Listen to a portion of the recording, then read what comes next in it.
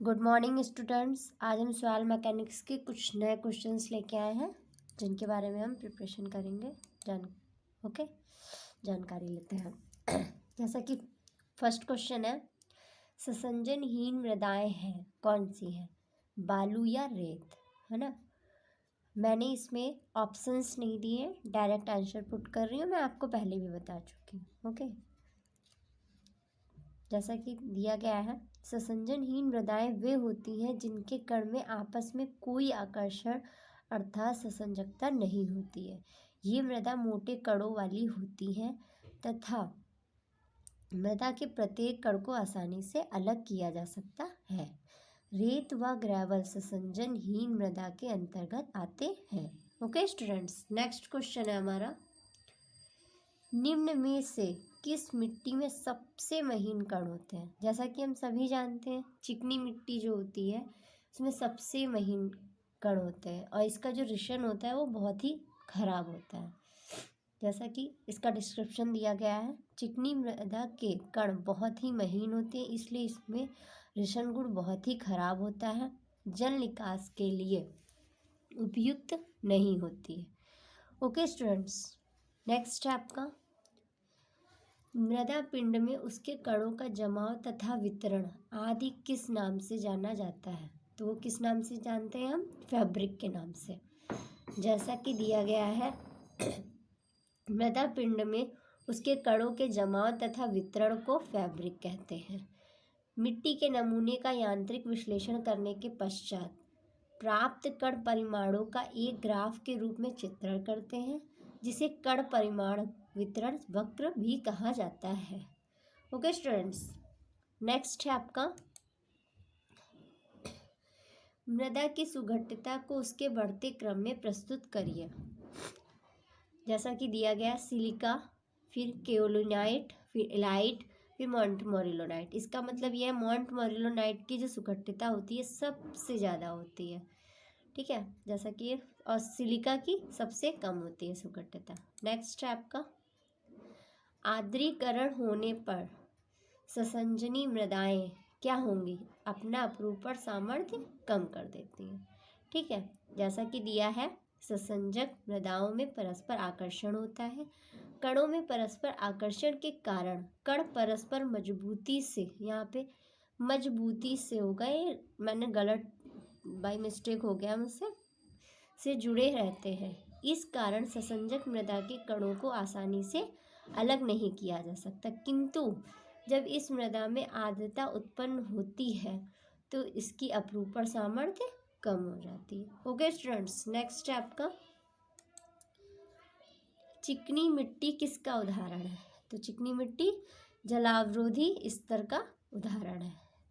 जैसा कि दिया गया, चिकनी मिट्टी के कणों का आकार कितना होता है, 0.0002 mm से 0.002 mm तक होता है।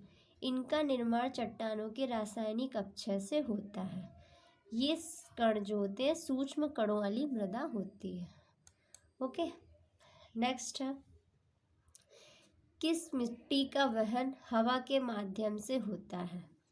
तो कौन सी मिट्टी का होता है हवा के माध्यम से, लोएस का, ठीक है। जैसा कि दिया गया है, वायु में उपस्थित मृदा के बड़े कण शीघ्र ही बैठ जाते हैं और ये कण टीला या ड्यून्स का निर्माण करते हैं, किंतु वायु में उपस्थित मृतिका व सिल्ट के महीन कण वानस्पतिक क्षेत्र में पहुंचकर जब मृदा का निर्माण करते हैं तो इस प्रकार से निर्मित मृदा पवनोड़ मृदा कहलाती है। चलिए नेक्स्ट, अब हम आगे बढ़ते हैं। बलुआ दलदल एक है, क्या है, ससंजनहीन मृदा में होने वाली बहाव की स्थिति।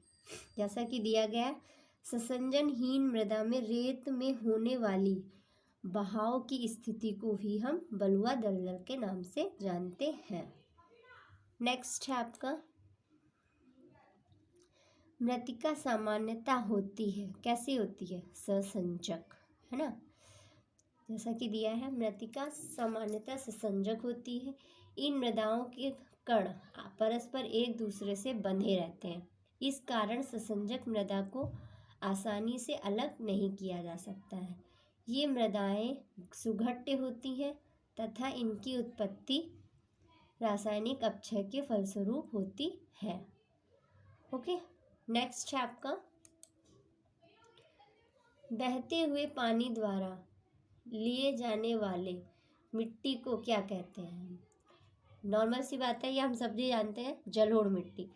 जो पानी के बहाव से मृदा आती है उसे हम जलोढ़ मिट्टी कहते हैं। जैसा कि दिया गया है, पानी द्वारा जो मृदा प्रवाहित होकर अपने परिवहन के दौरान ही जमना शुरू हो जाता है तो वह जलोढ़ मृदा होती है।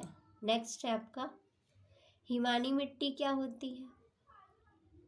हिमानी अर्थात जो हमारी बर्फ़ के क्षेत्रों से आती है, बर्फ़ चट्टानों से। जैसा कि दिया गया, बर्फ़ के चट्टान द्वारा लाए गए अवक्षेप को ही हम हिमानी मिट्टी कहते हैं।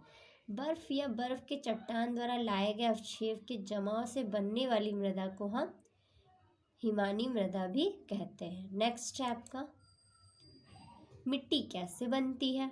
तो जैसा कि दिया गया है, चट्टानों के अपक्षय से बनती है। मिट्टी का निर्माण चट्टानों के टूटने के कारण होता है, जिससे हम अपक्षय भी कह सकते हैं। ओके, नेक्स्ट है आपका रेत के कण से बने होते हैं। किससे बने होते हैं? रेत के कण सैल खनिजों से बने होते हैं। जैसा कि दिया गया है, रेत के कण सैल खनिजों से बनते हैं। प्रत्येक चट्टान से कम 2 खनिज प्राप्त होते हैं, जैसे ग्रेनाइट व स्फटिक। ओके स्टूडेंट्स, नेक्स्ट है आपका मृदा के कण किस बल के कारण बंधे होते हैं। जैसा कि जानते हैं हम, वंडर वॉल्स के कारण। मृदा के कण वंडर वॉल्स बल के कारण एक दूसरे से बंधे रहते हैं। यही कारण है कि मृदा के जो कण होते हैं वो एक दूसरे से बंधे रहते हैं। नेक्स्ट है बालू कण बने होते हैं। किस चीज़ से बने होते हैं? क्वार्ट्ज के बने होते हैं। बालू सिलिका के छोटे कणों के रूप में होता है। बालू के कण जितने हैं उनमें आंतरिक घर्षण उतना ही अधिक, जितने ज़्यादा होते हैं उतना ही उनमें आंतरिक घर्षण होता है। ओके स्टूडेंट्स, नेक्स्ट है आपका कौन खनिज एक अधिकतम फूलने की प्रवृत्ति रखती है। तो अभी हम पिछले क्वेश्चंस में पढ़ चुके हैं, मोंट मोरिलोनाइट की जो सुघट्यता होती है सबसे ज़्यादा होती है और सबसे कम किसकी होती है? सिलिका की। तो जैसा कि इसमें क्या है, अधिक फूलने की प्रवृत्ति किस में होती है? मोंट मोरिलोनाइट में। जैसा मैतिका में मोंट मोरिलोनाइट खनिज की अधिकतम पाया जाता है। ओके, नेक्स्ट है भुरभुरी मिट्टी के लिए घनत्व सूचकांक का मान कितना लेते हैं। तो भुरभुरी मिट्टी के लिए 65% से अधिक। ढीली या भुरभुरी मृदा का घनत्व सूचकांक जो होता है वो 65% से अधिक होता है। ओके, क्रांतिक प्रवणता का मान सभी प्रकार की मृदा के लिए कितना होता है? 1.0। ठीक है, सामान्यतः क्रांतिक प्रवणता का मान सभी प्रकार की मृदाओं के लिए 1.0 ही होता है।